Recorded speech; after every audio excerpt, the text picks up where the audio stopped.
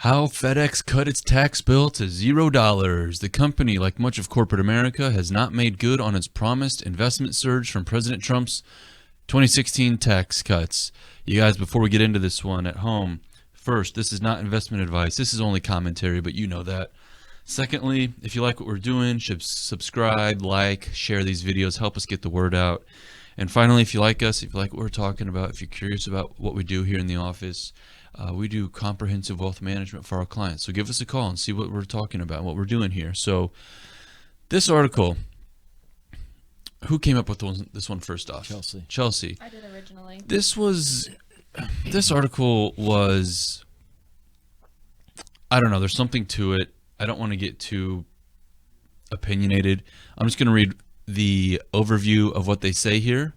This one paragraph, the author writes, basically the whole subject of this article. Nearly 2 years after the tax law was passed, the windfall to corporations like FedEx is becoming clear. A New York Times analysis of data compiled by Capital IQ shows no statistically meaningful relationship between the size of the tax cut that companies and industries received and the investments they made. If anything, the companies that received the biggest tax cuts in their increased capital investments by less on average than companies that got smaller cuts. So this was that big drama you guys may have seen where this guy or whoever it was, guy, girl, whoever the author was, wrote this article calling out FedEx for not paying taxes. And then the FedEx CEO wrote out like the next day or something and said, hey, meet me in person on stage in front of cameras and let's hash this out. Let's actually debate this. When I read this, you picked this one out, so I didn't really know what to expect. I really didn't pay much attention to the drama at all. But when I read it, yeah, okay, so it seems like the author is really upset because FedEx is paying less in taxes now. But it also clearly states in there that FedEx is paying way more into the employee pension plan than it used to. It says that FedEx spending is way up, but also not as much as they expected. On new investments, internal investments. And then also in this article, it still says FedEx is investing $4.2 billion into their people and their networks. And the employees that are seeing the biggest pay raise are their hourly employees. So I guess now granted, they are spending less on capital investments than they projected. And the author makes it sound like it's a bad thing that they're spending a lot of money on buybacks and dividends. But again, I don't know why it's bad. It sounds to me when I read this that the author of this article at New York Times is saying that it's bad if a company is paying less in taxes to the federal government. And I'm saying, so what? What's wrong with that? The whole start of the tax cut for corporations was so that corporations in the United States can compete globally. That's true. And now we're starting to compete globally. Since the tax cut, the tax revenue for the country is higher than it's ever been. The amount of revenue that we've got coming in since the tax cuts is higher than it's ever been. Before those corporate tax cuts, we were one of the highest corporate taxes in the world. Mm-hmm. In the world. Mm-hmm. And now we're just a tick below average globally. About average, right at average. But again, the corporations do have an advantage because they can take tax breaks for replacing equipment. They can do tax breaks for payroll. They can do tax breaks for funding pensions.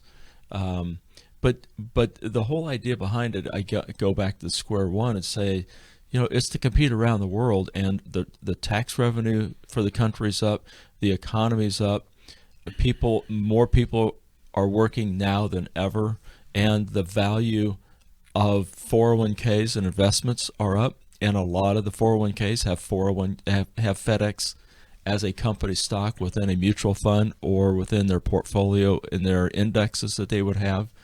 You could slap this mantra on any company that's out there. Say, well, you got a tax cut, but you're making money now. I Well, I don't understand why they're so upset. We know. I don't think anybody, liberal, conservative, Republican, Democrat, would disagree that money goes to Washington, D.C., and it's completely wasted in just ridiculous things. I don't think that everybody would agree with that, because you could talk to Congress and they don't think they have enough money. Most people would agree that the majority of money that gets sent to D.C. just gets frivolous. It gets wasted. It gets wasted in some ways. So why not let FedEx? Why not let FedEx? And have you ever heard that Milton Friedman thing where he says, like, what does it take to make this pencil? Yeah. And he says, like the graphite that's in it, where does that come from? It comes from a graphite mine. You have to have miners, you have to have trucks, and you have to have mining rigs. And who builds those trucks, and who builds those mining rigs, and who builds the hard hats for the miners, and like the supply chain. The supply chain that's involved. Why not let FedEx reinvest into their own supply chain instead of sending it to D.C. where we know they waste that money? We had that same conversation with a wholesaler a few years back, and he was all upset he was in favor of when the Obama administration wanted to do away with corporate jets. And I said, do you know how many people touch that corporate jet? Don't look at that corporate jet as a CEO that's flying from here to there. You are now putting the pilots out of work. You're putting the people that work on that airplane out of work. You're put the people that fuel it, the people that repair it, the people that install the instruments, the people that make the instruments, and all the way down. I said, you take one plane out of service and you affect at least 150 people that touch that plane. Same thing here that we're talking about right now. Yeah, I just think FedEx probably knows how to spend that money better. Yeah. So what do you think, Chelsea? I just think that the author on the article probably just tracked down a bunch of companies and looked at what promises or how they were for or against the tax cuts that Trump was putting into place, looked at the promises that FedEx was saying that they were going to do if the cuts, actually went into effect, and because they weren't necessarily, from what I gathered, delivering 100% on those promises, that's why the article was written.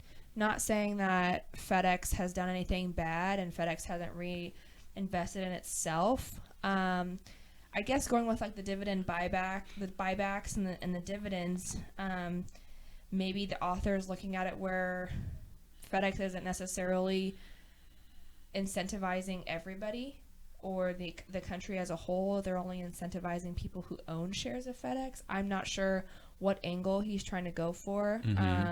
Well, and it's frustrating. Let me see if I can just scroll down in this article. I'll just type pension, P-E-N. Okay, it's not working for whatever reason. It says right there, they're putting so much money into the pension plan, so much money into hourly employees. I just don't understand why they're so... I think it sounds to me like the author is mad because FedEx said we would do great, and instead they're just doing good. It's like, okay, you're still doing better than you were in 2016 and before. I just think, again, I think you had a really good point, Ryan, where because the money's now not going to Washington to be dispersed over a huge amount of people, it's only being dispersed under a small amount of people within FedEx or around FedEx or in the supply chain of FedEx. That's where they're getting nitpicky. But you can't really take that argument because we've got tax revenue up. So Washington is collecting more money than they've ever collected and that's before. I don't know the argument with the author. Here, the author says this: FedEx invested billions in capital items eligible for accelerated depreciation, which is usually like physical equipment in the factories and whatnot, and made large contributions to our employee pension plans. Why would you be upset? Yeah, why would you not invest in your company and get new equipment, outdated equipment, fix equipment, and then give back to your employees? I don't know. All it does is make a company more profitable, and every one of those things you talked about are a tax deduction for the company. So, I mean, if from a personal standpoint, if I can do something and reduce my taxes, I'm going to do it. It's the obligation of the CEO to do as much as he can to reduce his taxes and increase the value of the company. It would have been interesting to see, because some of these some of these bigger companies talk about their social responsibility.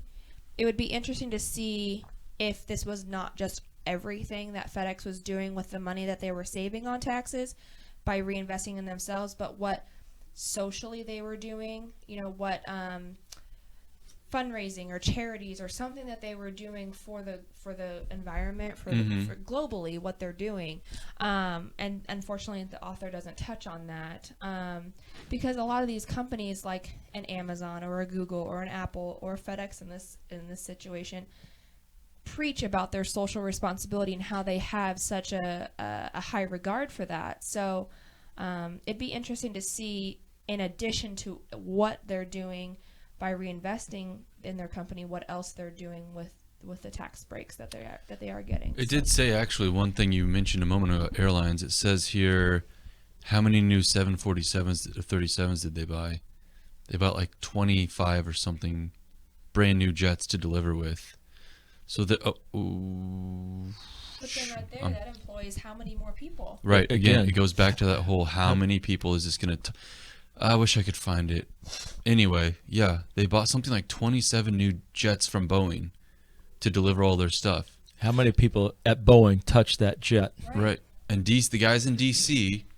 cannot take the money from FedEx and then send it to the people that work at Boeing. No. Just let FedEx give it to Boeing, and Boeing and FedEx will know how to spend it. It increases Boeing's revenue. It will then in turn increase FedEx's revenue, which will then... Yeah, it's just all streamlined basically. So I just don't know what the angle with the article with the author. I don't know what I don't know. Well, it's really frustrating. The only reason I even knew this article existed was because, and this keeps happening over and over, especially the last few years, where New York Times writes an article, how FedEx cut its tax bill to zero. Somebody reads the headline, gets on Twitter, or Facebook, makes a hateful flame comment, hits publish. Thousands of these hit, boom, the whole opinion of the country is FedEx is evil, and nobody even read the subheader or the first paragraph, let alone the whole article. And again, if you just spend 4 minutes, I could sit here for 4 minutes and read through this whole article. It doesn't seem like that big a deal. So I can understand, I guess, where the FedEx CEO came out immediately and said, all right, you want to pull this, let's talk in public with cameras on us. So anyway, yeah, these type of articles are not doing any favors. I think it's a dishonest article, that the authors seem upset that FedEx is not doing great, and instead they're just doing good. Yeah. But yeah, anything else you guys want to add to this one? No? Okay. All right, guys. Share this, like, subscribe, comment, email us. Do you love us? Do you hate us? Let us know. All right, thanks. See ya.